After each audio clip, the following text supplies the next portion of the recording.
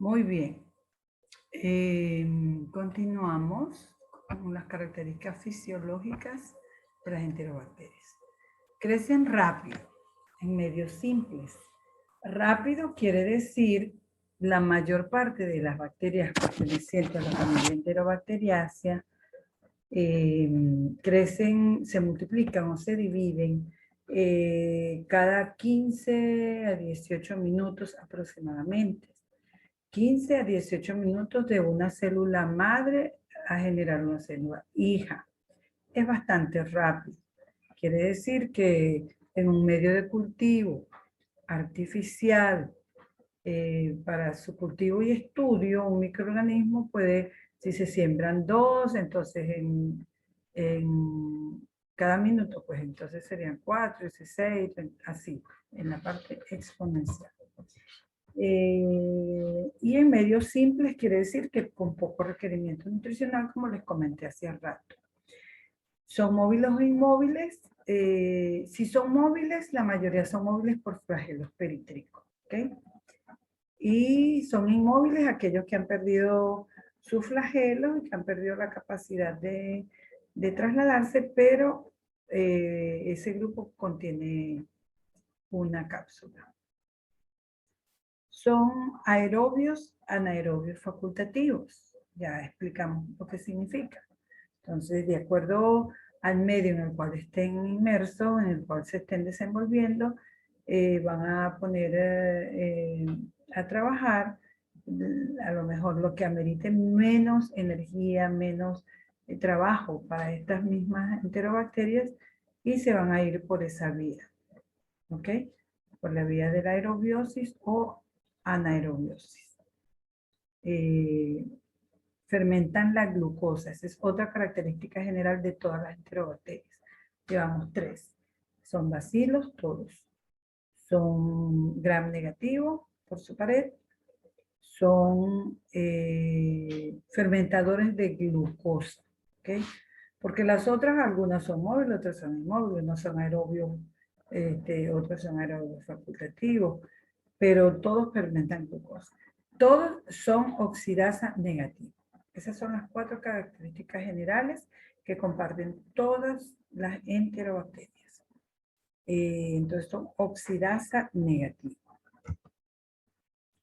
La estructura antigénica de las enterobacterias entonces está compuesta por un antígeno flagelar, aquellas que contienen flagelos, ¿verdad? Conocido como antígeno H, y la proteína flagelina.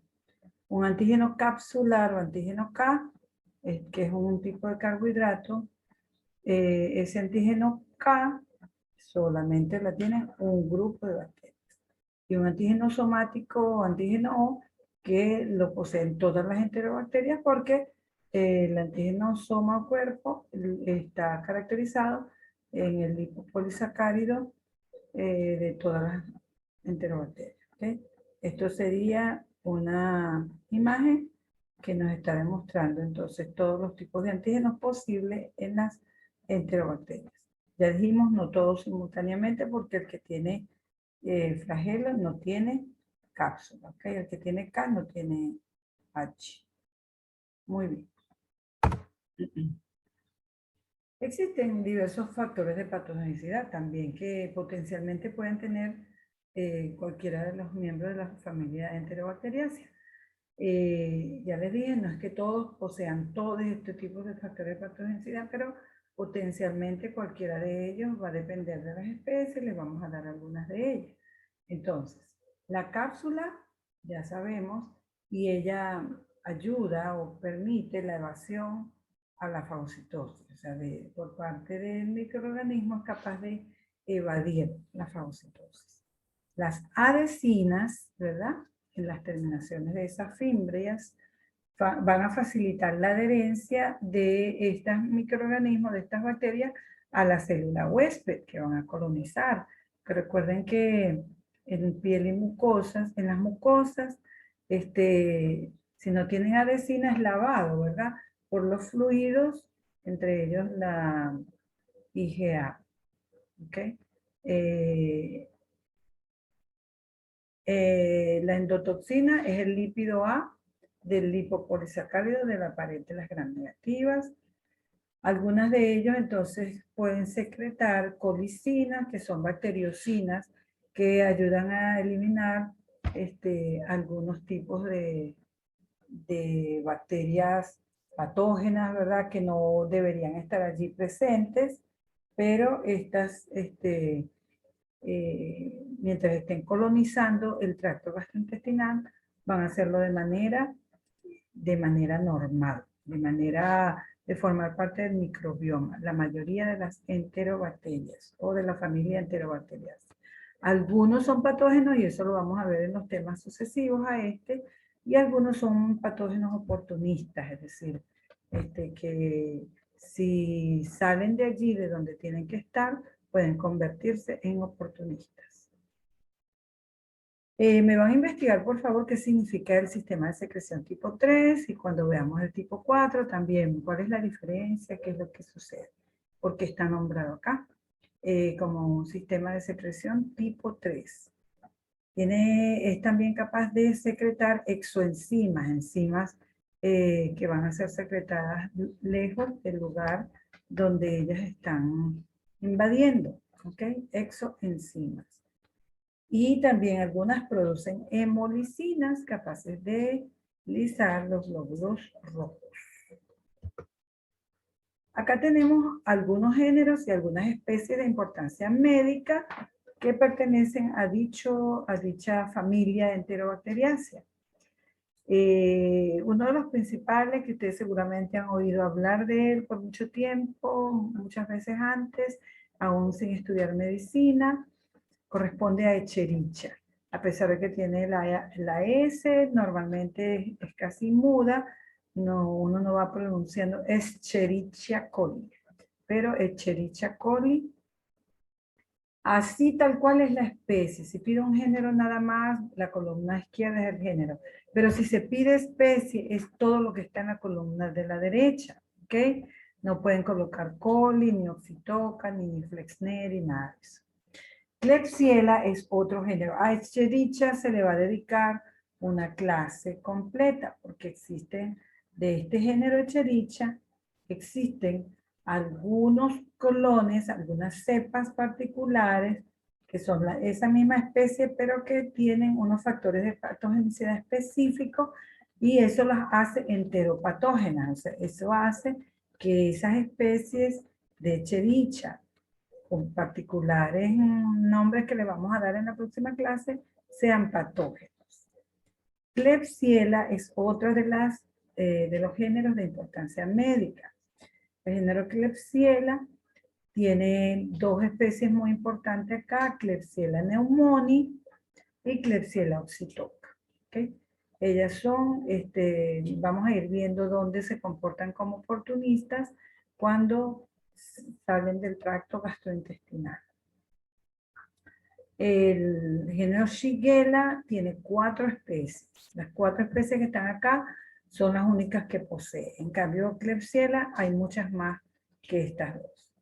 Tenemos la Shigella boydii, Shigella flexneri, Shigella dysenterie y Shigella sonnei. ¿Okay? Vamos a ver también específicamente cómo se puede llegar al diagnóstico de cada una de estas especies. El género Enterobacter tiene 2 especies de importancia médica. Uno conocido como Enterobacter cloacae, ustedes se imaginarán de dónde viene el nombre, Enterobacter cloacae y Enterobacter aerogenes. El género Proteus tenía 3 especies y una de las especies fue sacada y ahora es otro género con su correspondiente especie. Pero entonces tenemos Proteus mirabilis y Proteus vulgaris, que son de importancia médica, son muy distintas en cuanto a la forma de clasificación, los azúcares que fermenta, produce además un hidrógeno sulfurado, una especie, la otra no, etc. Entonces por eso amerita un poquito de atención particular. Yersinia contiene acá 2 géneros de importancia que vamos a ver, Yersinia pestis y Yersinia enterocolítica. el género Salmonella. Aquí tenemos Salmonella typhus, Salmonella enteritidis y Salmonella cholera suis. Estos son especies de importancia médica. Y tenemos Serratia con su única especie de importancia, que es Serratia marcescens. Entonces, esto para que se familiaricen, lo van a copiar, por favor, así tal cual, género y especie, porque muchas veces no lo recuerdan. Entonces, cuando lo vayan a escribir, si no lo recuerdan, imagínense. Existen muchos más miembros de la familia Enterobacterias. Por acá le vamos a dejar de tarea el género Citrobacter, conseguir un par de especies del género Citrobacter y del género Morganella. También conseguir diversas especies. De tal manera que si se les pide más adelante, ustedes estén familiarizados. Si algún momento cuando estén en sus rotaciones de sexto semestre, más adelante le asignan un paciente que trae un estudio, un cultivo, y trae aislado una de estas géneros o especies, sepan que sí existe y no digan, pero qué raro, porque a mí no me dieron eso. Si ustedes mismos van a ser responsables de buscarlo. Los pasos para el diagnóstico microbiológico en el caso de las enterobacterias es muy similar. Va a depender entonces de las áreas afectadas. Dijimos que normalmente la familia de Enterobacteriaceae, las diversas especies del género de las enterobacterias, son flora microbiana normal o residente o forman parte del microbioma de ese tracto gastrointestinal. Pero si salen de ese sitio accidentalmente y a través de nuestras manos pueden llegar a heridas postoperatorias, a lesiones ulceradas, en pacientes diabéticos, en pacientes inmunocomprometidos de alguna manera, entonces estas especies pueden causar daño, entre ellos abscesos diversos. Por lo tanto el pus viene siendo, o sea, para el estudio de diagnóstico microbiológico del género de las enterobacterias extraintestinales, no las que están en el intestino, porque las que están en el intestino son flora normal allí. Entonces, extraintestinalmente, si ellas invaden, es porque llegaron, las manos fueron fuente, llevaron esas bacterias de la región anal hacia otro sitio. ¿Okay? Pus, líquido cefalorraquídeo, pueden investigar qué otro tipo de secreciones, qué otro tipo de exudados, qué otro tipo puede estar incluido acá en las muestras extraintestinales. El examen directo se hace, como ya aprendimos a hacer en el tema 1, en la práctica 1, haciendo un extendido o frotis de la muestra que tengamos. Si es pus, debe ser diluida un poco con solución fisiológica, porque la densidad de este material no va a permitir visualizar a los microorganismos en su disposición característica, su disposición morfológica característica. No vamos a verlos morfotipos y no nos vamos a orientar. Va a ser como un tapiz. Entonces, ahora el caso del líquido cefalorraquídeo no amerita dilución, sino que se agrega se centrifuga esa muestra normalmente y se agrega un poquito del sedimento, una gotita del sedimento, se hace su extensión de manera excéntrica, ¿verdad? En espiral o en zigzag, se deja que se seque y luego se hace el examen directo como tal.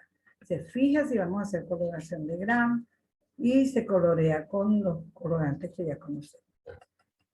Muchas de estas muestras que son extraintestinales pueden necesitar un medio de transporte conocido como Carrie y Blair. ¿Okay? Carrie and Blair. Este Carrie Blair está normalmente en estos tubos que conocemos acá como culturete. Se escribe. Ese viene con un medio que solamente sirve para eso, para transporte. de muestras. Obviamente los que son líquidos, discúlpenme, se me pasó. Se me pasó.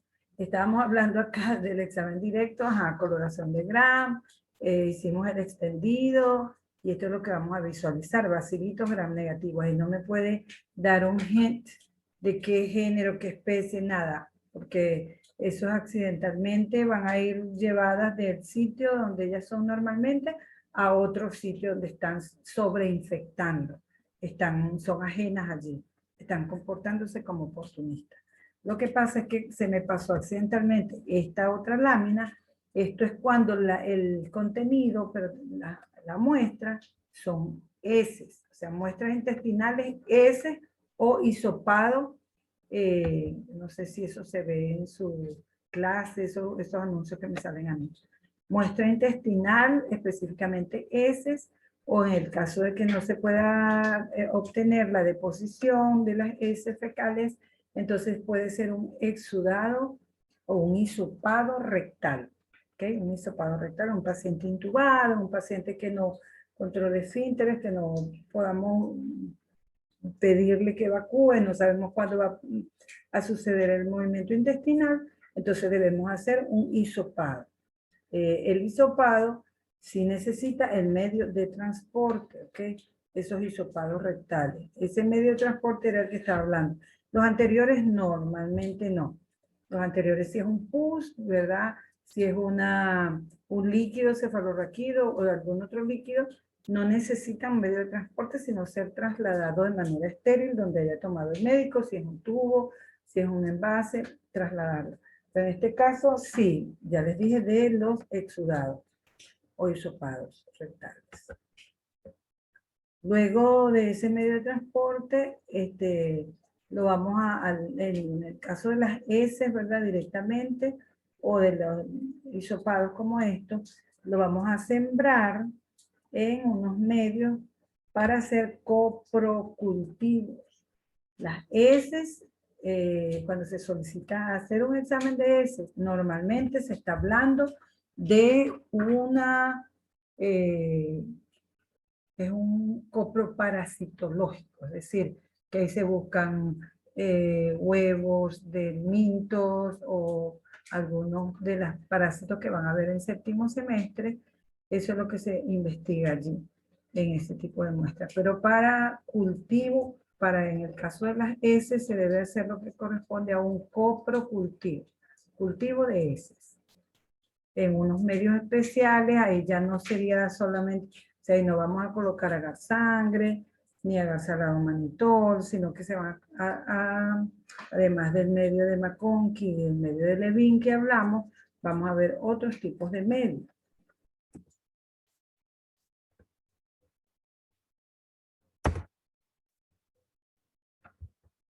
Se me congeló la imagen. Muy bien. Entonces, cuando el diagnóstico vamos a tener, ¿verdad? Si la muestra es intestinal, la muestra intestinal como las heces, entonces vamos a tener, bueno, acá piden un agar sangre, eso es por si acaso.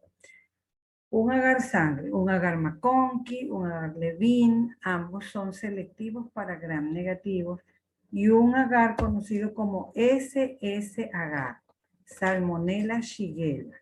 Este agar específico, SS agar, es un agar que me va a permitir el crecimiento rápido y de manera muy diferenciada de cualquiera de las bacterias del género Salmonella o del género Shigella, que son patógenos intestinales per se. Ellos no forman ninguna parte de la flora microbiana normal.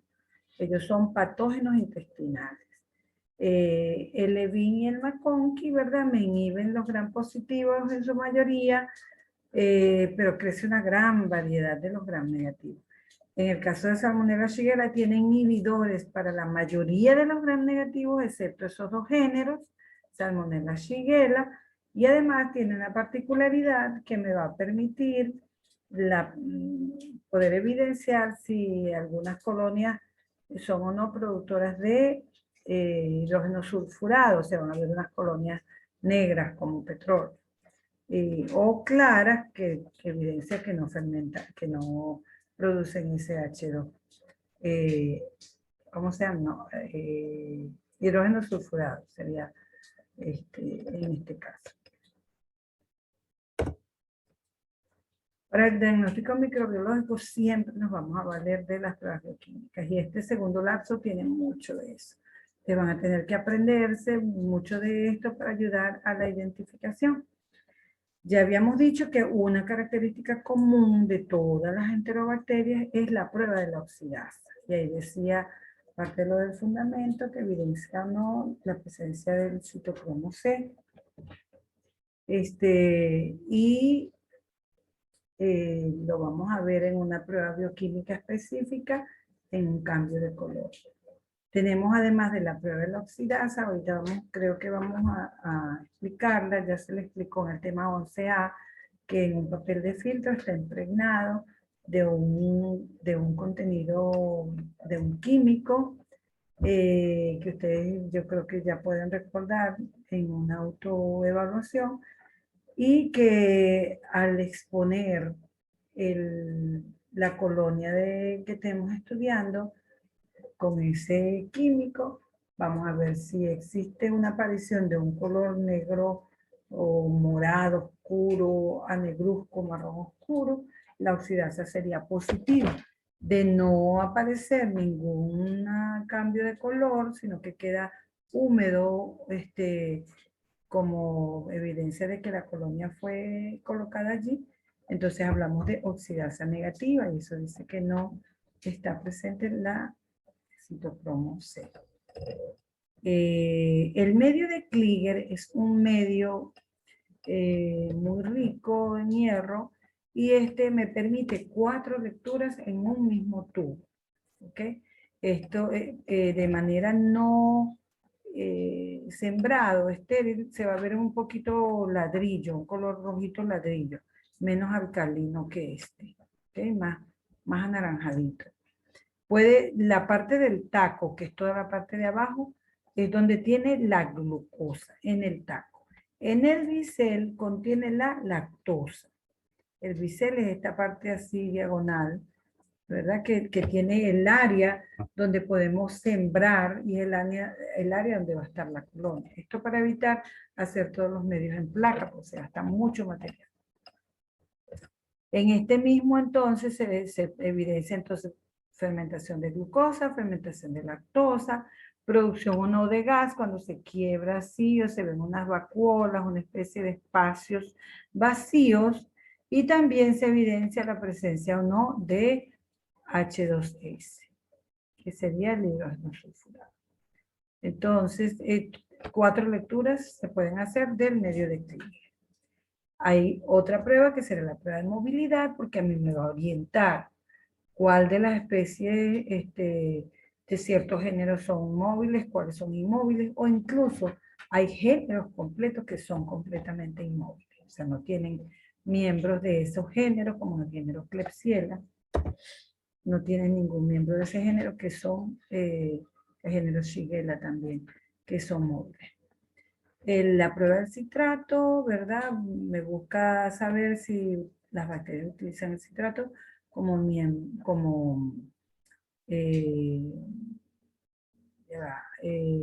citrato, tengo un lapsus mentis.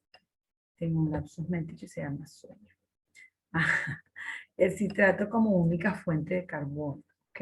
Discúlpenme, tengo cansancio. Entonces sería la prueba del citrato, si utilizan el citrato como fuente de carbono. En el caso de las enterobacterias es negativo, no utilizan el citrato. Y la prueba de indol me va a identificar ciertas especies que son indol positivo y otras indol negativo. Existen muchas pruebas serológicas ya comercialmente distribuidas para la venta, que venden unos sueritos particulares para, en los casos de algunas especies que han sido, por ejemplo, hay serobares, en el caso de Salmonella, en el caso de Shigella, tienen estos anticuerpos contra cualquiera de las 4 especies que tienen, Y esos anticuerpos se van a poner en evidencia con la colonia del cultivo que yo esté estudiando. Y entonces, si hay aglutinación, vamos a decir que estamos en presencia de tal especie y tal especie. Esa es una forma rápida de hacer el diagnóstico. También hay pruebas serológicas por inmunofluorescencia y por ELISA. La prueba de la oxidasa, que aquí está, es la que nos permite entonces conocer la presencia o ausencia del citocromo C, como les había dicho, en algunas bacterias. Y esto es una característica muy utilizada a nivel de taxonomía, o para la taxonomía de esta familia enterobacteriácea. La prueba oxidasa se va a ver positiva así. La prueba negativa se va a ver así. No sé si cuando lo vean en sus casas, tienen como un colorcito crema acá, ¿verdad? Como, y ahí se va a colocar, se queda húmedo, y si no pasa nada en ese primer minuto, ya no va a pasar. O sea, ya fue, se lee en ese primer minuto. Ya no va a pasar, ya no va a aparecer ningún cambio de color más tardíamente. Esa cantidad de cultivo que nosotros estemos en medio, pues la colonia, nosotros sembramos la muestra en unos medios característicos, en un medio que no tenga color, en un medio de movilidad, un medio que sea más o menos translúcido, se va a tomar muestra de allí para hacer la prueba de la oxidasa después de 24 48 horas de crecimiento, ¿verdad? De edad, dice, o de crecimiento, ¿ok? Se transfiere al papel de filtro que está embebido con ese dimetil fenilendiamina. Ese químico que está agregado allí y se mantiene en el freezer para que no se vaya a oxidar por sí solo en presencia del oxígeno ambiental. Entonces, esto es lo que esperamos ver. Ese reactivo se transforma en un producto oxidado de color púrpura dentro de esos primeros 30 segundos, ni siquiera es un minuto, 30 segundos, en presencia de la citocromo oxidasa. Pero ya dijimos, todas las enterobacterias son negativos para la oxidasa. La prueba de la movilidad, esa la habíamos visto también, es un tubo que tiene un material semisólido, en algunos casos se nos pasa un poquito, pero no importa, porque lo que nosotros vamos a hacer es hacer una inoculación, no llegando hasta el fondo, ¿verdad? Una inoculación con una aguja bacteriológica impregnada, o sea, con parte de la colonia que estamos estudiando. Y esa colonia, cuando se deja, ¿verdad? Si se ve, esto está sin inocular. Negativo cuando solamente crece donde está el tramo de la siembra. Y positivo cuando donde se sembró se ve más oscuro, pero también enturbidece todo el medio. Porque el microorganismo, como tiene flagelos, puede moverse por todas partes y va entonces poniendo turbio por el crecimiento. Arriba en el área también se ve como la colonia blanquecina, en este que no tiene ningún tipo de color. Eso, todo con respecto a la prueba del indol. Se siembra en un caldo rico en triptófano, ¿verdad? Para que se produzca el indol. Ese caldo rico en triptófano no tiene esto originalmente, ¿verdad? Ahí se va a sembrar la colonia. Se deja 24 horas. Al cabo de 24 horas, a ese cultivo, que ya debe estar turbio, ese caldo con triptófano, ¿verdad? Muy rico en carnes, etcétera. Ese medio bien enriquecido allí con triptófano, se le agregan 3 gotas de un reactivo de Kovac, ¿verdad? Que este es mucho más difícil de pronunciar. Es un trabalengua.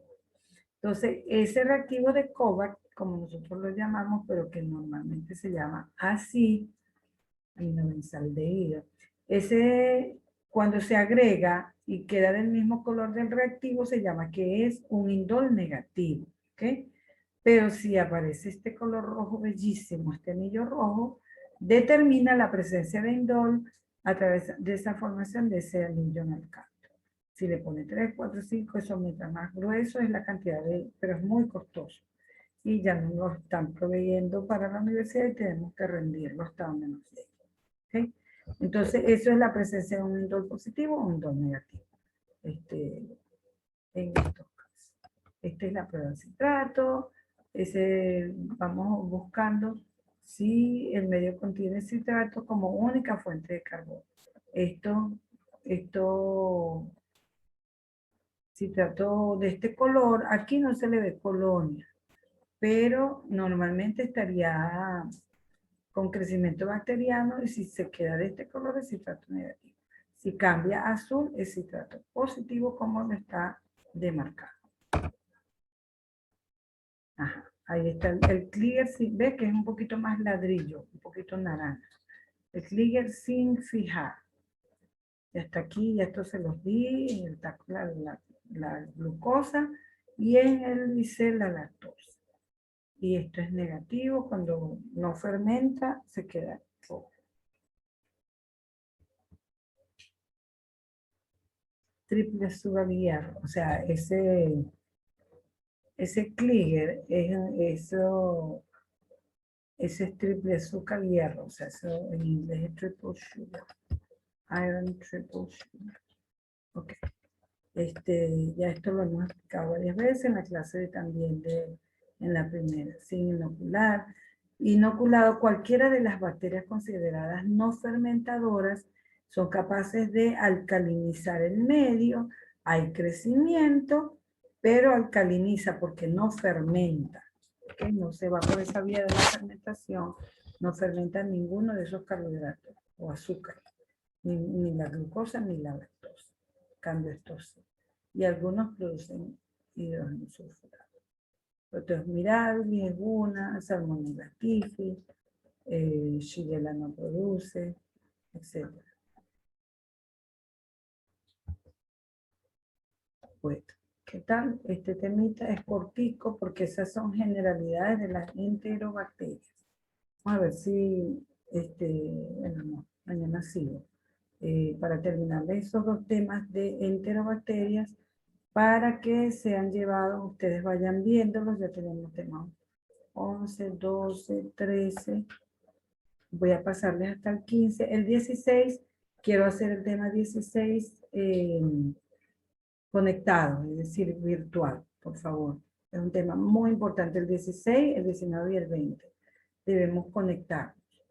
Eso es material, el 16 es microbioma y muy importante para nosotros. Y el tema 19 y 20 son la materia prima para la actividad dirigida del segundo bloque, muy importante. Es la parte de inmunología. Vamos a quedar en acuerdo con nuestras delegadas para ver qué día podemos convocar ambos temas. Buenas noches.